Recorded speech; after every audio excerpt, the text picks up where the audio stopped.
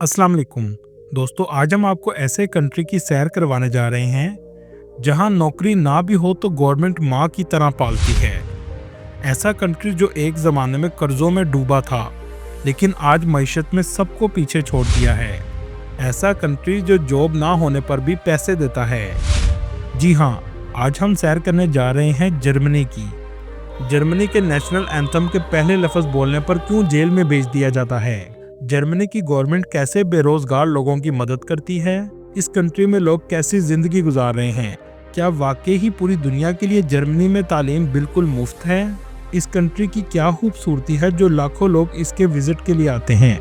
इसके अलावा बहुत से ऐसे हकायक बताएंगे जो आपके लिए बिल्कुल नए होंगे। चलें अब निकलते हैं जर्मनी के एक शानदार सफर पर। जर्मनी का ऑफिशियल नाम फेडरल रिपब्लिक ऑफ जर्मनी है। इस कंट्री की कुल आबादी 8 करोड़ 40 लाख के करीब है, जो आबादी के लिहाज से दुनिया के 19वें नंबर पर आता है। जर्मनी का कुल रकबा 3,57,592 मुरबा किलोमीटर है, जो रकबे के लिहाज से दुनिया के 63वें नंबर पर आता है। इस कंट्री की जुग्राफियाई अहमियत भी बहुत ज़्यादा है, क्योंकि इस कंट्री के बॉर्डर 9 ममालिक से लगते हैं, जिसमें पोलैंड, डेनमार्क, चेक Republic, Austria, Switzerland, France, Luxembourg, Belgium और नीदरलैंड शामिल हैं। दूसरी तरफ बाल्टिक सी की साहली पट्टी भी लगती है। जर्मनी के लोगों को जर्मन कहा जाता है और इस कंट्री में बोले जाने वाली जुबान भी जर्मन है, जो दुनिया में चौथे नंबर पर सबसे ज़्यादा बोली जाती है। जर्मनी बहुत खूबसूरत और तरक्की याफ्ता कंट्री है। दुनिया के बहुत से ममालिक के लोग इस कंट्री में आने का ख्वाब देखते हैं। आगे हम आपको बताएंगे कि पाकिस्तान से जर्मनी कैसे जा सकते हैं। जर्मनी के लोग बहुत मेहनती और क्रिएटिव होते हैं। ये दुनिया भर में आला तालीम याफ्ता होने के लिहाज से भी बहुत फेमस हैं। यहाँ के लोग बहुत मेहमान नवाज भी हैं, लेकिन इनकी सकाफत में ज़ाती आज़ादी और एहतराम का बहुत ज़्यादा ख्याल रखा जाता है।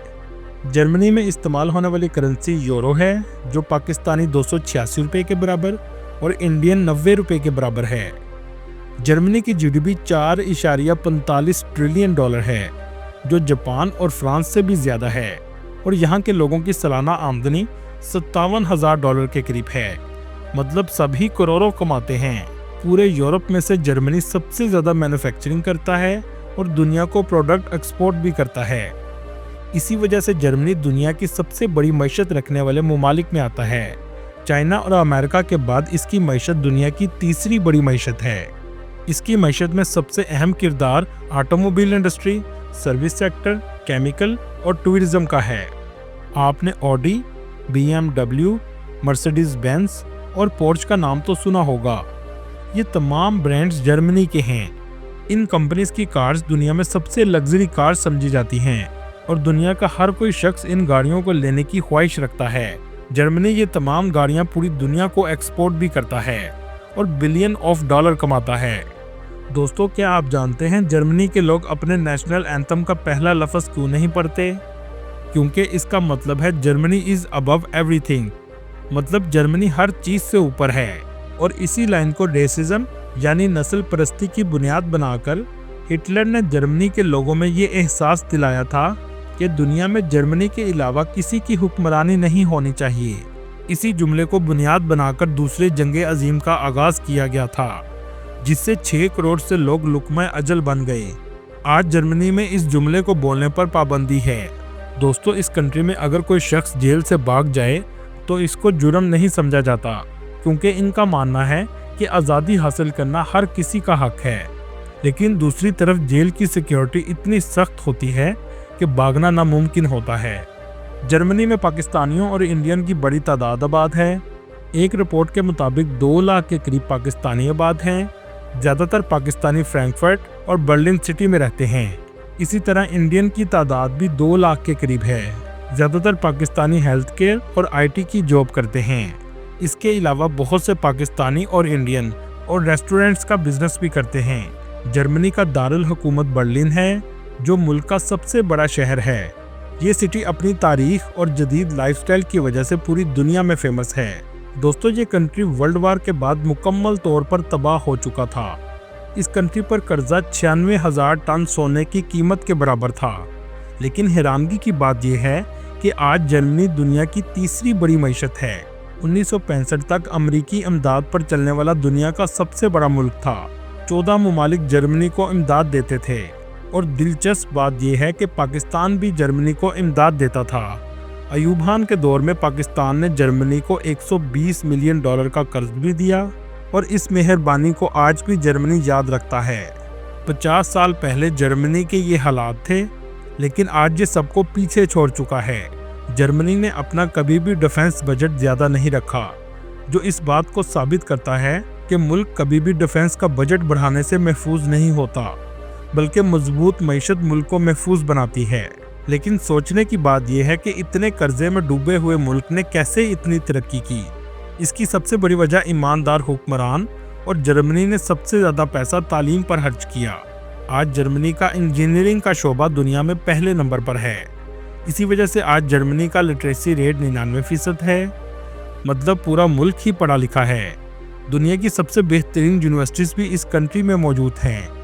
लेकिन अगर आप जर्मनी जाना चाहते हैं तो जर्मन ज़ुबान सीखे बगैर आपको नहीं जाना चाहिए, क्योंकि यहाँ इंग्लिश ज़्यादा नहीं बोली जाती और ना ही यहाँ के लोग इंग्लिश बोलना पसंद करते हैं। चाहे आप जर्मनी के शहरी हैं या पाकिस्तान या इंडिया से पढ़ने के लिए जर्मनी जाना चाहते हैं, सबके लिए तालीम बिल्कुल मुफ्त है।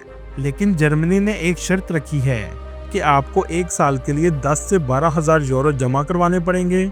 जब आप जर्मनी में तालीम लेने के लिए पहुंच जाएंगे तो हर महीने गवर्नमेंट आपको पैसे वापस देती रहेगी, जो तकरीबन 1100 यूरो के करीब होते हैं। इस सब का मकसद ये होता है कि आप अगर तालीम मुफ्त हासिल करने आए हैं तो बाकी मामलात में आप जर्मनी पर बोझ ना बने और अपना खर्चा खुद उठाएं। जर्मनी में सबसे मुश्किल काम घर हासिल करना है, क्योंकि घरों के किराए बहुत ज़्यादा हैं। हो सकता है रहायश आपको सिटी से बाहर लेना पड़े। आमतौर पर एक कमरे का 1 महीने का किराया 600 यूरो, खाने पीने का खर्चा 300 यूरो, तकरीबन 100 यूरो की मेडिकल इंश्योरेंस और इसके अलावा दूसरे खर्चे डालकर महीने का 1300 यूरो तक खर्चा आ जाता है। दोस्तों, ये ऐसा कंट्री है जहां गवर्नमेंट अपने लोगों से माँ जैसा ही सलूक करती है। इसे सही मानों में वेलफेयर स्टेट भी कहा जा सकता है। अगर आपकी नौकरी चली जाए और जब तक नई नौकरी ना मिले तो गवर्नमेंट आपके बच्चों के हिसाब से पैसे भी देती है।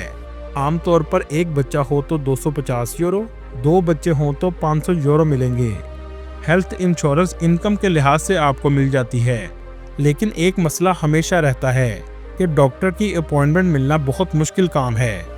इस कंट्री का सबसे अच्छा वीज़ा जॉब सीकिंग वीज़ा है, जो आपको 6 माह के लिए मिलता है। इसका तरीका भी ये है कि 6 महीने का खर्चा जमा करवाना पड़ता है जब तक जॉब नहीं मिलती।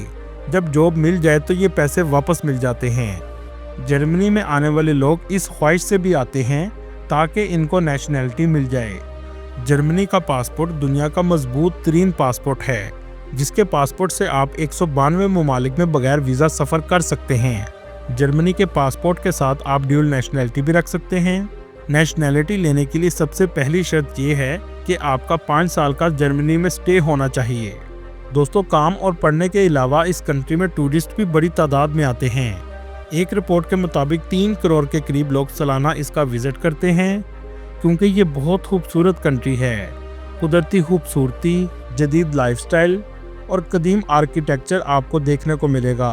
टूरिस्ट सबसे पहले जर्मनी के कैपिटल बर्लिन में आते हैं। ये है बर्लिन का खूबसूरत एयरपोर्ट। ट्रेन या बस के ज़रिए आप आसानी से सिटी सेंटर में पहुंच जाएंगे। इस कंट्री का मौसम सर्दियों में -15 सेंटीग्रेड तक जाता है और गर्मियों में 20 सेंटीग्रेड तक चला जाता है।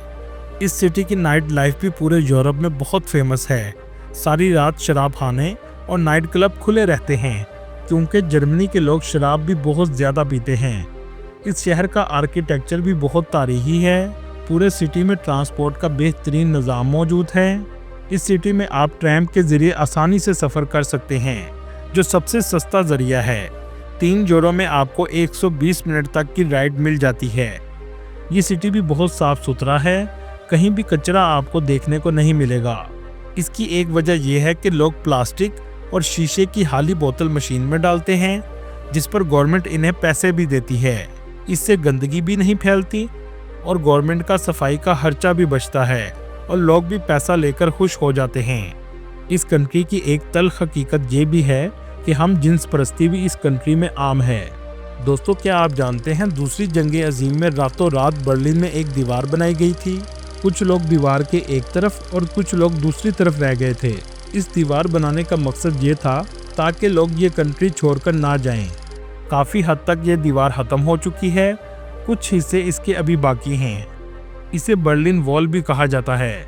इस सिटी में आपको चर्चिस भी बहुत ज़्यादा नज़र आएंगे। जर्मनी में 60% मसीही, 6% मुस्लिम, 30% ऐसे हैं जो किसी भी मज़हब को नहीं मानते और बाकी दूसरे मज़हब के लोग आबाद हैं। दोस्तों, ये है जर्मनी की पार्लियामेंट और हिटलर भी इसी पार्लियामेंट में बैठा करता था।